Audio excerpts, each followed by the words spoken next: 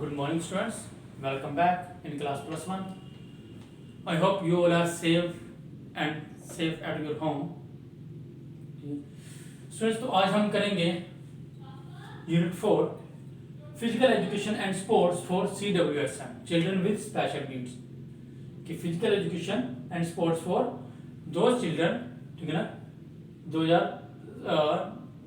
Means with special needs कि जिनको कुछ स्पेशल नीड्स होती हैं, जिनके कोई ना कोई फिजिकल प्रॉब्लम्स होती है, ठीक है ना, जो किसी ना किसी तरह की डिसेबिलिटीज को फेस कर सकते हैं, उनके लिए जो फिजिकल एजुकेशन एंड स्पोर्ट्स है हम उनके बारे में बात करेंगे। तो इनका कॉन्सेप्ट क्या है स्टूडेंट्स, हमें भी पता है कि जो कुछ स्टूडेंट्स होते हैं जिनके कोई ना कोई बॉडी पार्ट नहीं होता या किसी ना किसी तरह के वो मेंटली या फिजिकली प्रॉब्लम फेस कर रहे होते हैं, तो वो जैसे फिजिकल प्रॉब्लम तो फेस कर रहे होते हैं, लेकिन उसके साथ साथ सोसाइटी में भी उनको कोई प्रॉब्लम फेस करनी पड़ती हैं। क्यों? क्योंकि सोसाइटी के बारे में उनको अपना एक हिस्सा नहीं मानती, या वो सोसाइटी को का अपने आप को हिस्सा नहीं मानते, वो सोसाइटी से दूर रहना शुरू कर देते हैं, ठीक है ना, डीमोटिवेट रहते हैं, उनमें कॉन्फिडेंस की कमी रहती है, वह उनको ऐसा लगता है कि वो सोसाइटी का पार्ट नहीं है, वो सोसाइटी के जैसा काम नहीं कर सकते, दूसरों के जैसे, ठीक है ना, खेल नहीं सकते। तो उनमें ये जो सारी डिमोटिवेशंस होती हैं या ये सारी प्रॉब्लम्स होती हैं, इनको हम कैसे सॉर्ट आउट कर सकते हैं, इनको उनमें कॉन्फिडेंस कैसे क्रिएट कर सकते हैं, इसका इस चैप्टर का या इस उसका मेन थ्योरी या मेन एम ही ये है। इसका मेन कॉन्सेप्ट ये है कि उनकी फिजिकल फिटनेस को इंप्रूव करना, उनकी मोटर स्किल्स को इंप्रूव करना। सबसे पहले बात करते हैं इसमें इसके एम्स की। देखो एम्स, सबसे पहले इसका एम है प्रोवाइड फिजिकल एजुकेशन सर्विस, कि इन स्टूडेंट्स को जो फिजिकली किसी तरह की प्रॉब्लम को फेस करें उनके लिए फिजिकल एजुकेशन सर्विस प्रोवाइड करना। फिजिकल एजुकेशन सर्विस प्रोवाइड करने का मतलब कि उनके लिए कुछ ऐसी एक्टिविटीज, ऐसी गेम्स तैयार करना जिनको वो खेलें, जिनके कारण उनके मोटर स्किल्स, उनके जो फिजिकल फिटनेस डेवलप हो, जिनके कारण उनका कॉन्फिडेंस क्रिएट हो। Development of self esteem, development self esteem mean उनका कॉन्फिडेंस बढ़ाना। और वो कॉन्फिडेंस कैसे बढ़ेगा? जब वो दूसरे बच्चों की तरह कुछ एक्टिविटीज में पार्टिसिपेट करेंगे, दूसरे बच्चों की तरह कुछ एक्टिविटीज करेंगे, ठीक है ना, सोसाइटी से अलग रहने की जगह सोसाइटी के बीच में रहेंगे, तब उनका कॉन्फिडेंस बढ़ेगा। अगर वो अलग अलग रहेंगे, उनके लिए हमने कोई गेम प्लान ही नहीं की, हम बाकी बच्चों को गेम के लिए ग्राउंड में लेके जा रहे हैं, लेकिन वो अलग बैठा हुआ है, तो उसमें कॉन्फिडेंस कहाँ से आएगा? तो यहाँ पे एक फिजिकल एजुकेशन टीचर की, ठीक है ना, जो ड्यूटी है वो बनती है कि वो उस बच्चे के लिए भी कुछ ऐसी एक्टिविटीज, कुछ ऐसी गेम्स, ठीक है ना, बनाए ताकि वो बच्चा उसे खेल सके और उसको एंजॉय कर सके और उसका कॉन्फिडेंस बढ़े। Development of motor skills, motor skills mean उसकी जो बॉडी पार्ट्स हैं उसका इंप्रूव होना, उसकी मूवमेंट्स का इंप्रूव होना। क्योंकि कई बार कुछ बच्चों को कुछ प्रॉब्लम्स होती हैं, जैसे किसी चीज़ को पिक करना, शू लेसेस बांधना, आई कॉन्टैक्ट प्रॉपर ना होना, ठीक है ना, उनके हाथ कांपते जब किसी चीज़ को पकड़ते हैं, किसी चीज़ को पकड़ नहीं पाते प्रॉपरली। तो इन सभी चीज़ों की जो प्रॉब्लम्स है उसको, ठीक है ना, खत्म करते हुए उसकी फिजिकल फिटनेस को इंप्रूव करना, मोटर स्किल्स को इंप्रूव करना।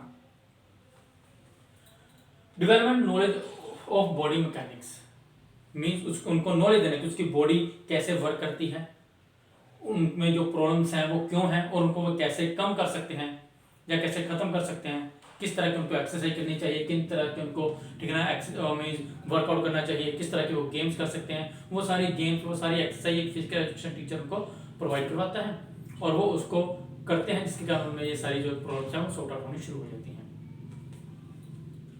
Active participation in sports, active participation sports में जैसे कि मैंने आपको पहले बताया कि ये बच्चे अपने आप को सोसाइटी का हिस्सा या दूसरे ग्रुप का हिस्सा नहीं मानते, ठीक है ना, और डीमोटिवेट होकर अलग अलग रहना शुरू कर देते हैं। जब भी कोई गेम, जब कोई एक्टिविटी करवाई जाती है, ये उस एक्टिविटी से दूर रहते हैं। तो मेन मोटिव ये होता है कि इनको उस एक्टिविटी में पार्टिसिपेट करवाने के लिए कॉन्फिडेंस देना, मोटिवेट करना। तो वो कैसे होगा? जब इनके लिए भी गेम्स होंगी, जब इनको भी कुछ रूल एंड रेगुलेशन चेंज करके इनको वो गेम्स करवाई जा सकेंगी। जैसे फॉर एग्जाम्पल के लिए हम पैरालंपिक की बात करते हैं। पैरालंपिक क्या है? ऐसा ओलंपिक है जैसे हम नॉर्मली ओलंपिक करवाते हैं, सेम वही चीज़ है, ठीक उसी के पैरेलल है, बस इसमें जो गेम्स होती हैं उसमें रूल एंड रेगुलेशन थोड़े चेंज होते हैं। वहाँ पे अगर रनिंग इवेंट्स होते हैं तो रनिंग इवेंट्स इसमें भी होते हैं, लेकिन इसमें रनिंग इवेंट्स वाले जो पार्टिसिपेंट्स होते हैं, अगर उनकी जैसे लेग्स नहीं है तो वो व्हील चेयर पर रनिंग करते हैं। हम क्रिकेट का वर्ल्ड कप देखते हैं, ठीक है, जिसमें नॉर्मल प्लेयर खेलते हैं, लेकिन इनके लिए भी कुछ जिनकी विजिबिलिटी कम होती है, 70 to 80% विजिबिलिटी कम खत्म हो चुकी है, उनके लिए भी क्रिकेट का वर्ल्ड कप करवाया जाता है।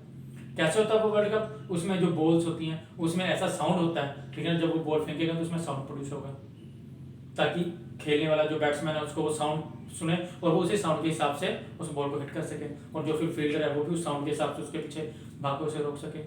तो इनमें कुछ रूल एंड रेगुलेशन कुछ चेंज कर दिए जाते हैं, जिसके कारण, ठीक है, इनमें कुछ चेंजेस लेके आए जाते हैं, जिसके कारण बाकी जो पार्टिसिपेंट्स हैं वो भी जिस किसी तरह की अगर डिसेबिलिटी को फेस कर रहे हैं वो भी इन चीज़ों में पार्टिसिपेट कर सकें। Development of socialization skills. Socialization skills mean society में रहना, सोसाइटी के रूल रेगुलेशंस को फॉलो करना, सोसाइटी की जो भी ठीक है ना नीड्स हैं उसको फुलफिल करना, जैसे सोसाइटी में कैसे रहना है, सोसाइटी में मिलकर रहना है, ठीक है ना। ये सारी चीज़ें इनको सिखाई जाती है, क्योंकि कई बार क्या होता है ये सोसाइटी को नहीं अपनाती या सोसाइटी इनको नहीं अपनाती। अब ये लोग जो घर पे ही अपने आप में बंद रहेंगे, जब स्कूल में अपनी क्लास में रहेंगे, बाहर किसी के साथ नहीं करेंगे, तो उससे क्या होगा, उससे इनमें सोशलाइजेशन स्किल कम होते जाएंगे। ये दूसरों के साथ मिलेंगे नहीं, दूसरे के साथ बात नहीं करेंगे, जिसके कारण क्या है इनका कॉन्फिडेंस लो होता जाएगा, ये डीमोटिवेट होते जाएंगे। तो मेन एम होता है इनमें सोशलाइजेशन स्किल पैदा करना, इनमें कॉन्फिडेंस क्रिएट करना कि ये भी दूसरे लोगों की तरह अपनी लाइफ को एंजॉय कर सकते हैं, ये भी उन्हीं लोगों की तरह हैं।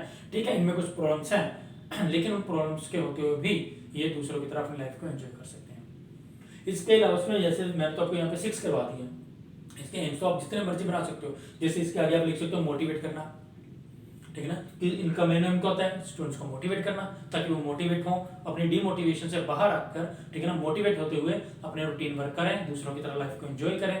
ठीक है, क्योंकि अब आपको पता है कि हमारे जो जितनी भी गवर्नमेंट सर्विसेज हैं उसमें भी, ठीक है ना, इनके लिए अलग कोटा होता है, ठीक है ना, जिनके इस तरह की कोई प्रॉब्लम्स होती हैं उनके लिए अलग कोटा होता है। ये अपना उसमें टेस्ट देते हैं, ठीक है ना, अगर स्टडी करेंगे, अपने आप को सोसाइटी का हिस्सा मानेंगे, कॉन्फिडेंस रखेंगे, मोटिवेट रहेंगे, तो ही ये उन टेस्ट को क्लियर करेंगे ना और जॉब को पाएंगे।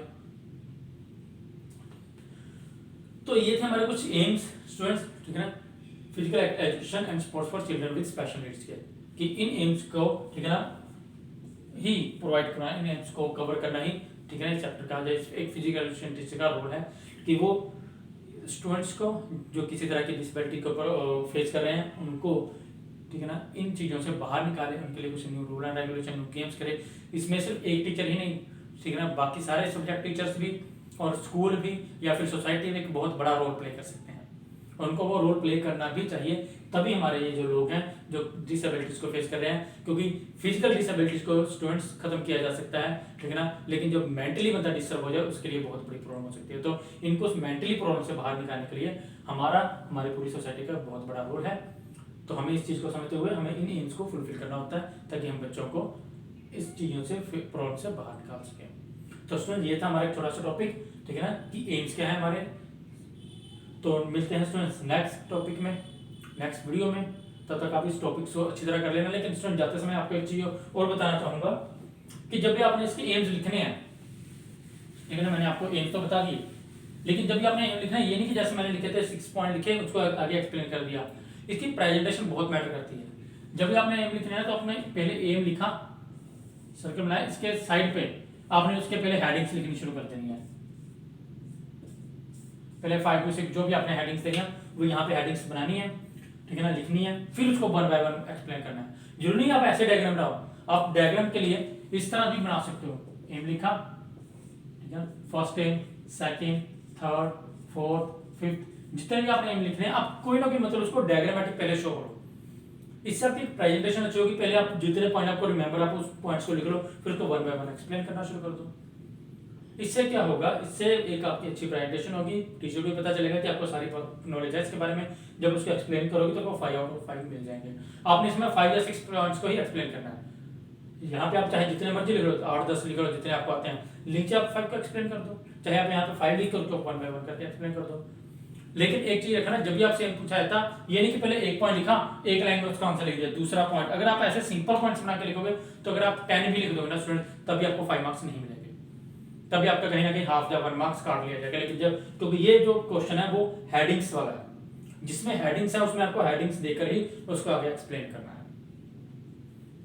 वैसे मैं ये चीजें आपको पहले भी समझा चुका हूँ, बट फिर हर बार रिवाइज करवा रहा हूँ ताकि आपको ये चीज माइंड में रहे। एंड आई होप कि आपको ये चीज माइंड में रहेगी और आप इसको ऐसे ही करोगे। स्टूडेंट मिलते हैं नेक्स्ट वीडियो में, तब तक के लिए thank you very much. Stay home and stay safe.